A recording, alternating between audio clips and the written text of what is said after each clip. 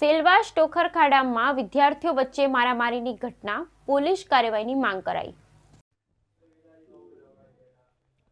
સેલવાસ ટોકરખાડા શાળામાં વિદ્યાર્થીઓ વચ્ચે મારામારી, પોલીસ કાર્યવાહીની માંગ।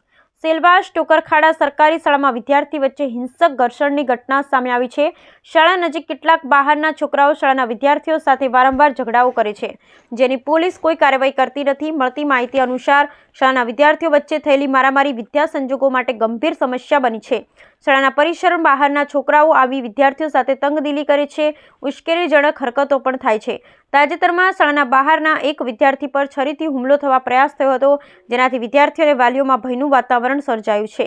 વાલીઓએ પોલીસ વિભાગને તાકીદ કરી છે કે આવી ઘટનાઓ પર યોગ્ય કાર્યવાહી થાય। શાળા તંત્ર અને વાલીઓએ માંગણી કરી છે કે પોલીસ સ્ટેશનમાં આવા કેસો નોંધવામાં આવે, શાળા નજીક સતત પોલીસ પેટ્રોલિંગ કરવામાં આવે।